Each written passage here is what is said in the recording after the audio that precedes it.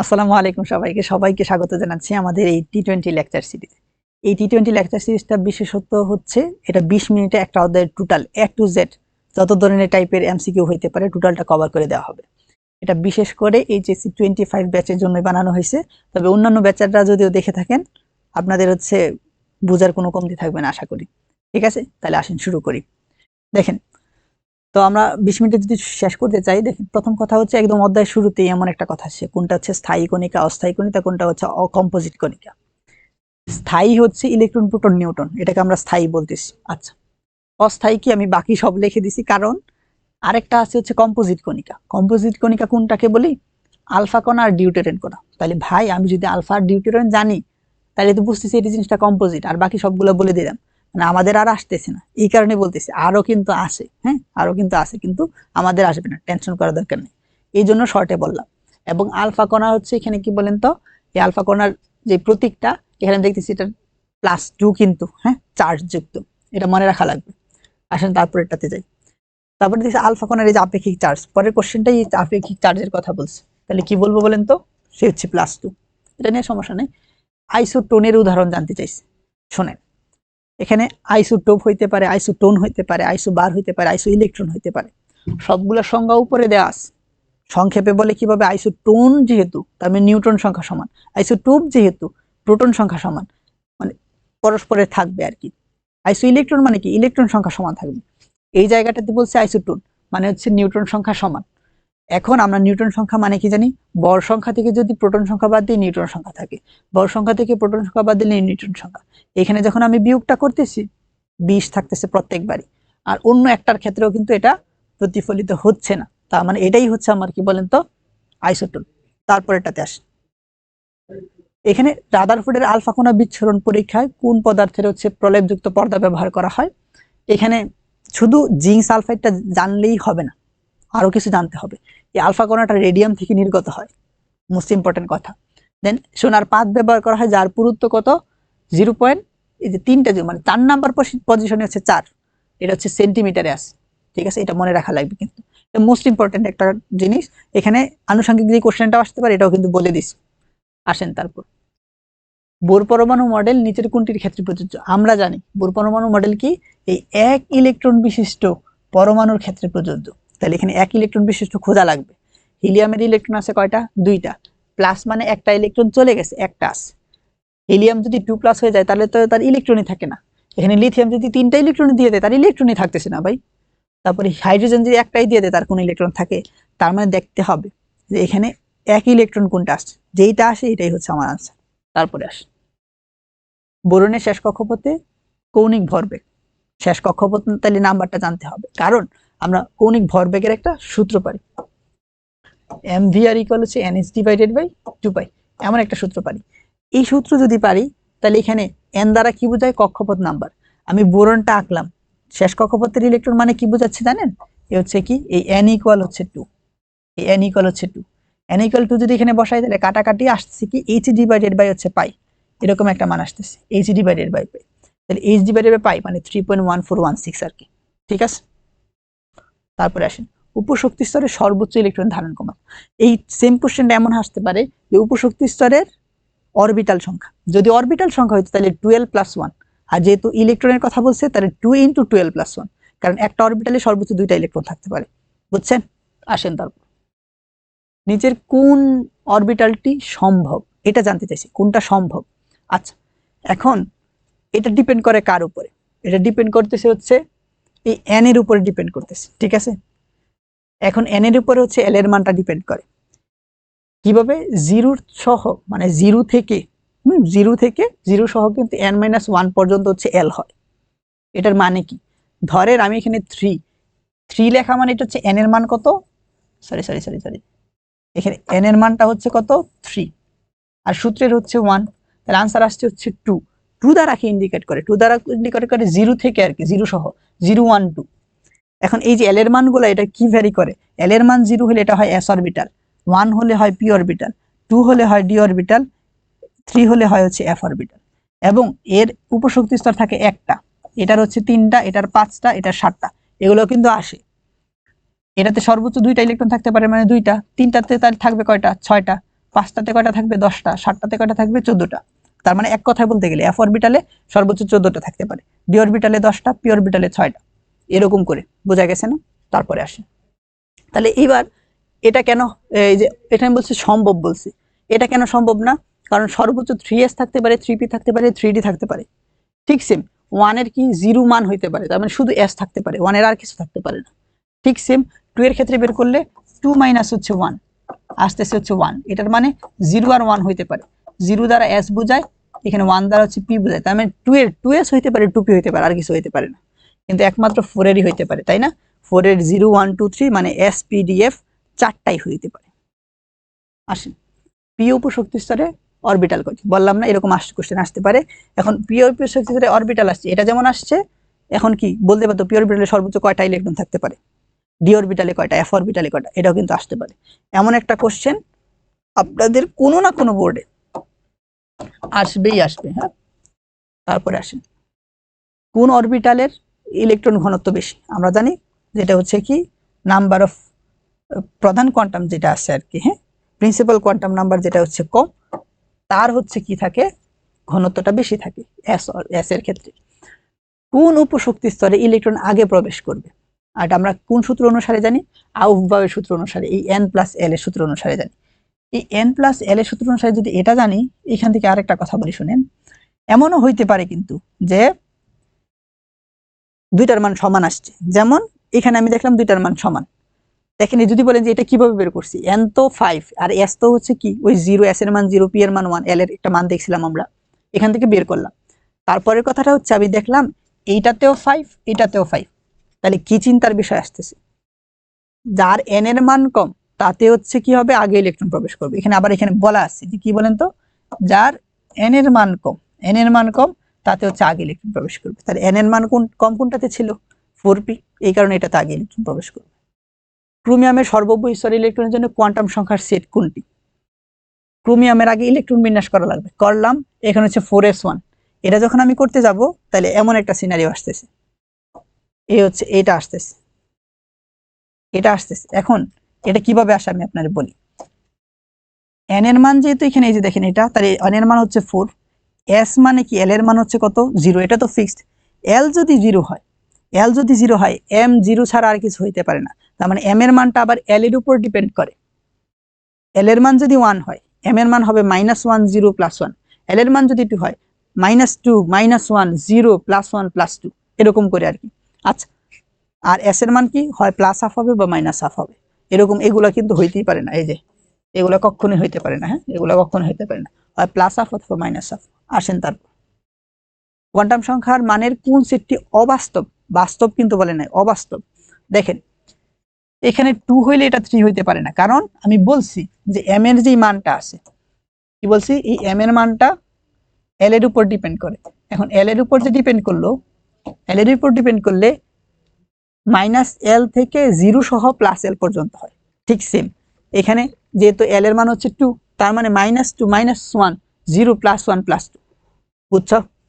তারপরে অরবিটালের আকৃতি, s এর আকৃতিও বলে দিছি, f এরটাও বলে দিছি, p এরটাও বলে দিছি, d এরটাও বলে দিছি। এখন এমন যেন না হয় শুধু এই p এরটাই মুখস্থ করে গেছে। বুঝছো কি বললাম? তারপরে আসো, ইলেকট্রন তারা পূর্ণ হওয়ার জন্য অরবিটালের কোন ক্রমটি সঠিক? তো ঠিক সেই আউফবাউ নীতি অনুসারে যাওয়া লাগবে। আমি যখন আউফবাউ নীতি অনুসারে বের করতে যাবো, দেখবো এটা 4 আসতেছে, এটা আসে 5, এটা 5, এটাও 5, তো ঝামেলা তো বাদে যে সবগুলো তো আবার 5 5 হয়ে গেল। তাহলে কোনটাতে আগে ইলেকট্রন প্রবেশ করবে? ওই যে বলা ছিল n এর মান যার কম থাকবে, আমি দেখতেছি এটা হচ্ছে 3n এর মান, এটা 4, এটা হচ্ছে 5, তার মানে অবশ্যই হচ্ছে 3 তে আগে যাবে, তারপর 4 তে, তারপর হচ্ছে 5 এ। ঠিক আছে? আচ্ছা, তারপরে দেখো, তারপরে কোশ্চেনটা, কোন মৌলের ইলেকট্রন বিন্যাসে আউফবাউ নীতির ব্যতিক্রম দেখা যায়?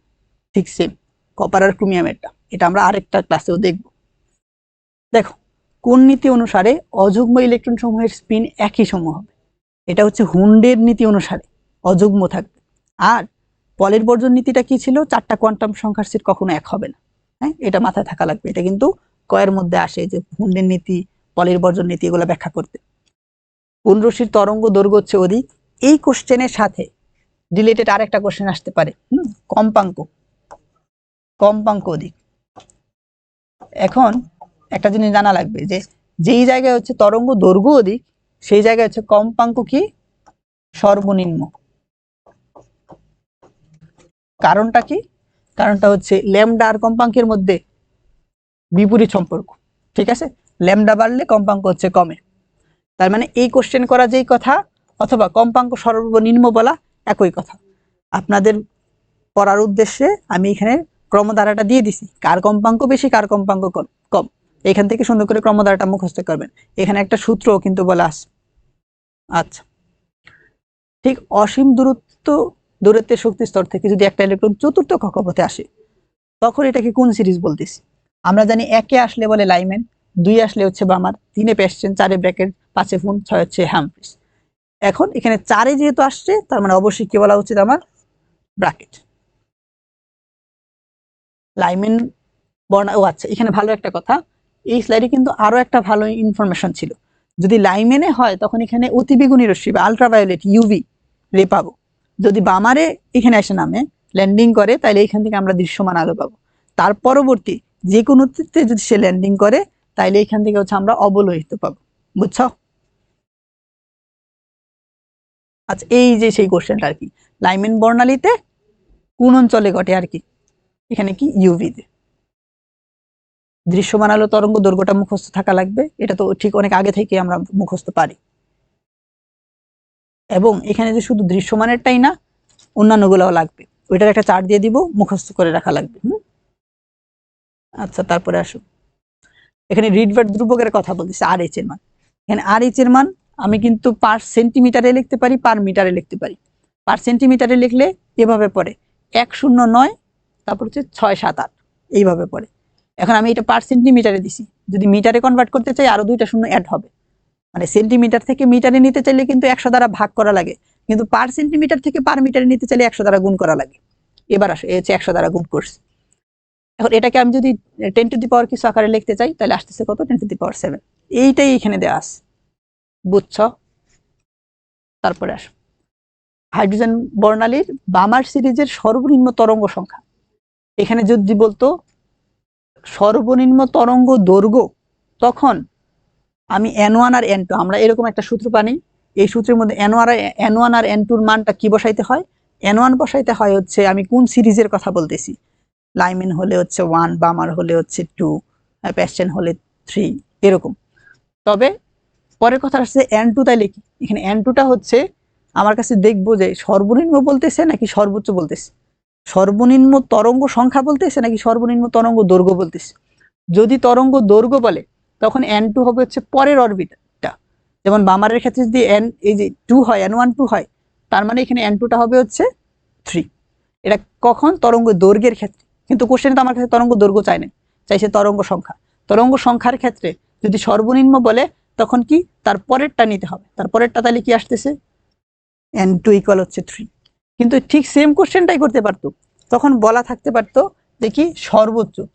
সর্বোচ্চ বললে কিন্তু আমার নেওয়া লাগতো কি ইনফিনিটি। ঠিক আছে, আমি এখানে বসাবো, এই দেখো সূত্রটার মধ্যে বসাইলাম, দেন শুধু ক্যালকুলেশন করে দেখলাম যে তরঙ্গ সংখ্যার মান আসতেছে 5 RH ডিভাইডেড বাই হচ্ছে 36। এই হচ্ছে সেই আমার আনসারটা। ঠিক আছে, আচ্ছা, এই বলতেছিলাম যে গামা, এক্স রে, ইউভি, এদের তরঙ্গ দৈর্ঘ্যের যে কথাটা বলা আছে, এটা কষ্ট করে এখান থেকে মুখস্থ করে নিব, দরকার আছে। আর যারা পারবো তাদের জন্য বলবো এই বৈশিষ্ট্যগুলো পড়ে নেওয়ার জন্য, এখান থেকে আসার সম্ভাবনা ম্যাক্সিমাম। হ্যাঁ, তো ঠিক সেম এখানে জালটাকে শনাক্ত করার কথা এখানে বলা আছে, এখান থেকে শুধু দেখে নিব। তারপরে এখানে শিক্ষা পরীক্ষায় কোন মৌলটি হচ্ছে বেগুনি বর্ণ দিবে। বেগুনি বর্ণ দেওয়ার জন্য পটাশিয়াম, শুধু যে পটাশিয়ামেরটা আসছে এমন না, সোডিয়ামেরটা আসতে পারে, তখন হবে উজ্জ্বল সোনালী। সিজিয়ামের কথা আসতে পারে আনকমন যেগুলা, নীল। হ্যাঁ, এখানে ক্যালসিয়ামের কথা আসতে পারে ইটেনে লাল বর্ণ। এই জিনিসগুলো এখান থেকে পারা লাগবে, এইখান থেকে একটা কোশ্চেন অবশ্যই আসবে। ঠিক সেম বলতেছে বেগুনি বর্ণ, একই কথা। আচ্ছা, এখানে দ্রাব্যতার কথা বলতেছি। দেখো, দ্রাব্যতার জন্য আমি এখানে একটা সংজ্ঞা লিখছি, এই সংজ্ঞাটা হচ্ছে দেখার চেষ্টা করব। এটা দিয়ে আসলে টোটালটা ফুলফিল হয় আর কি, আলাদা কোনো সূত্র ব্যবহার করা লাগে না। এখানে বলা আছে হচ্ছে 100 গ্রাম দ্রাবক, 100 গ্রাম দ্রাবকে যে পরিমাণ দ্রব্য যোগ করলে সম্পৃক্ত দ্রবণ তৈরি হয় তাকে বলতেছে হচ্ছে দ্রাব্যতা। আচ্ছা, তার মানে আমার লাগবে হচ্ছে 100 গ্রাম দ্রাবকে। কোশ্চেনটা এখন যদি একটু পড়ি, এখানে কোশ্চেনে বলা আছে হচ্ছে 150 গ্রাম সম্পৃক্ত দ্রবণে, তাহলে আমার দেখা লাগবে এখানে দ্রাবক কত। এত দ্রবণে আমি 50 গ্রাম দ্রব দিছি, তাইলে ওই যে দ্রবণ ইকুয়াল হচ্ছে দ্রব প্লাস দ্রাবক, তাহলে দ্রাবক আমি কত বলতে পারতেছি, 150 থেকে 50 বাদ দিলে বাকি থাকে কত, এ হচ্ছে 100 গ্রাম, এ হচ্ছে 100 গ্রাম। তাহলে 100 গ্রাম দ্রাবকে যে পরিমাণ দ্রব দিছি সেটাই হচ্ছে আমার দ্রাব্যতা। তার মানে এখানে আর কোনো ক্যালকুলেশন করাই লাগতেছে না, এটা হবে কি সেই 50 গ্রাম। এখন ধরো এখানে বিয়োগ করার পর 50 আসে নাই বা 100 আসে নাই, 200 আসছে, তাহলে বলতাম 200 গ্রামে দ্রবীভূত হয় হচ্ছে কত দ্রব, 50। অর্থাৎ একে কত, 100 এ কত, আমি 100তে বের করবি শুধু 100 গ্রাম দ্রাবকে, এটাই হচ্ছে সেই দ্রাব্যতা। তারপর দ্রাব্যতা গুণফলের কথা বলছে। আমরা দ্রাব্যতা গুণফল মানে জানি কোন একটা লবণকে হচ্ছে যদি আমরা এখানে লিখি, যে ফর্মে লিখতে পারি, তখন তার ঘনমাত্রা প্লাস তার যে সহগটা থাকে তাকে ঘাতে উন্নীত করে যে গুণফলটা নেওয়া হইতেছে সেটাই আমরা দ্রাব্যতা গুণফল বলতেছি। ঠিক এই কাজটা করা হয়েছে। হ্যাঁ, তারপরে আসো এটাতে, এখানে কোশ্চেনের মধ্যে বলছে যে হচ্ছে দ্রাব্যতা গুণফল বের করো। এখন দ্রাব্যতা গুণফল বের করার জন্য আমার কাছে ক্যালসিয়াম ফ্লোরাইড দেওয়া আছে, এই জিনিসটার আগে কেএসপির মান আমি বের করে নিছি। কিভাবে বের করছি, ক্যালসিয়াম ফ্লোরাইডকে এভাবে লেখা যায়, ক্যালসিয়াম 2+ আর হচ্ছে কি হচ্ছে F2-। কেন, এখানে ফ্লোরিন আছে হচ্ছে 2টা। আচ্ছা, এটা যদি S হয় তাহলে এটা কি হবে, 2S। আচ্ছা, এবার আসো, আমার কাছে কোশ্চেনে ঘনমাত্রাটা কার দেয়া, এই ফ্লোরাইড আয়নের দেয়া, বুঝতেছো, এই ফ্লোরাইড আয়নের ঘনমাত্রা দেয়া, এইটার ঘনমাত্রা দেয়া, মানে এখানে এই যে 2S ইকুয়াল কত এটা বলা আছে। এখানে তো ঝামেলা তো গ্রাম পার লিটারে বলছে, আমার মোল পার লিটারে নিতে হবে। আমরা জানি N ইকুয়াল হচ্ছে W/M, আণবিক ভর দ্বারা যদি ভাগ করে দেই তাহলে এটা মোল পার লিটারে চলে যায়। এই হচ্ছে এটা আণবিক ভর দ্বারা ভাগ করলাম, মোল পার লিটারে চলে গেছে।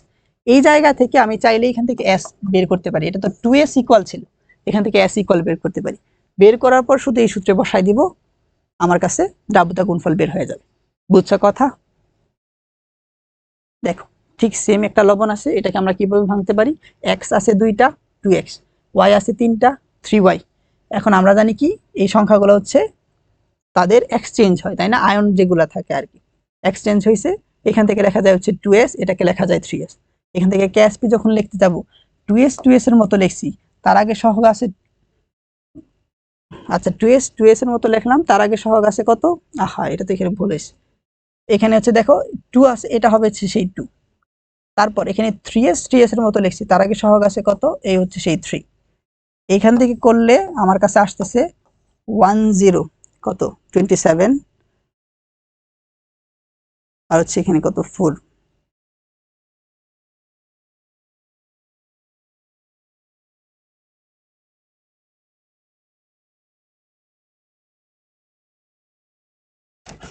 একশো আট না, 108 s⁻, হচ্ছে এখানে 5। আচ্ছা, যাই হোক, তার মানে এই সংখ্যাটা এখানে ম্যাটার করতেছে না। তবে এখানে যে আমার কাছে যেহেতু একক জানতে চাইছে, যদি এখানে আমার কাছে দ্রাব্যতা গুণফল জানতে চাই তাহলে অবশ্যই সংখ্যাটা ম্যাটার করতো। এখানে s⁻5 আসছে। এখন একক যদি বলি, এখানে তো সেই দ্রাব্যতা বা হচ্ছে ঘনমাত্রা, এটা হচ্ছে মোল পার লিটার, উপরে পাওয়ার আসছে হচ্ছে 5, গুণ করলে আসতেছে mol⁵ লিটার পার লিটার কত, এখানে টু দি পাওয়ার হচ্ছে এখানে 5। আচ্ছা, এই হচ্ছে সেই আনসারটা। একটু ভালো করে দেখে এখানে আনসার করতে হবে। তারপরে আসো, এখন আমার কাছে আবার আরেকটা হচ্ছে লবণ দেয়া আছে, এটার কেএসপির মান ডিরেক্ট দেয়া আছে। এখন এখান থেকে বের করতে হবে হচ্ছে দ্রাব্যতাটা। তাহলে কেএসপির মান থেকে আমি এই যে লবণটা দেয়া আছে তার দ্রাব্যতা গুণফল কি, 4s3। আচ্ছা, এখন এটা ইকুয়াল ডিরেক্ট লিখতে পারতেছি, এন্ড দেন এখান থেকে ক্যালকুলেটর বসাইলে কিন্তু এস এর মানটা পেয়ে যাব। শেষ, এতটুকুই। আচ্ছা, এখন এইটা খুব ভালো একটা টপিক, যে এখান থেকে একটা কোশ্চেন আসবেই, যে কি মূলক শনাক্ত করুন।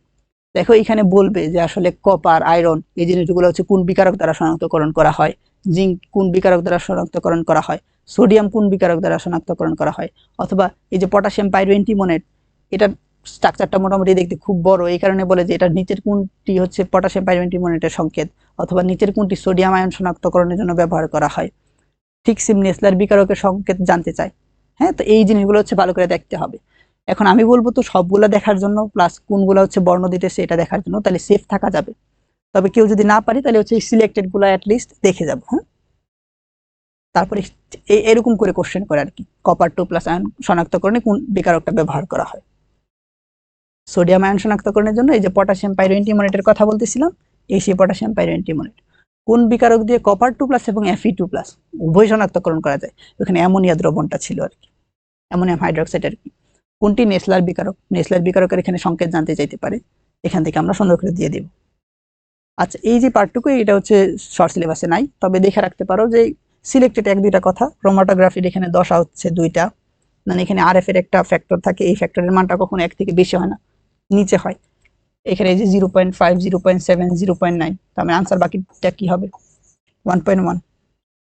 আচ্ছা, এখানে 2টা মিশ্রণ আছে, এখান থেকে পৃথকীকরণ প্রক্রিয়া বলছে। এখানে আয়োডিনটা হচ্ছে ঊর্ধ্বপাতিত পদার্থ, তাপ দিলে সরাসরি বাষ্পে পরিণত হয়ে যায়, এই কারণে ঊর্ধ্বপাতন প্রক্রিয়া হচ্ছে এখান থেকে সেপারেট করা যাবে, বাকিটা সোডিয়াম ক্লোরাইড থাকবে আর কি।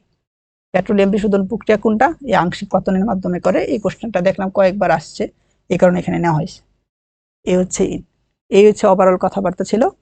তো এই লেকচারটা দেখার পরে আপনারা হচ্ছে পিডিএফটা এখানে কমেন্ট বক্সে দেওয়া থাকবে, পিডিএফটা সুন্দর করে একবার দেখে রাখবেন, ঠিক আছে? তাইলে আশা করি বই না ধরলেও এখানে যে ইনফরমেশনগুলো আছে টোটাল অধ্যায় হচ্ছে এমসিকিউর জন্য কভার হয়ে যাবে, ঠিক আছে? আসসালামু আলাইকুম।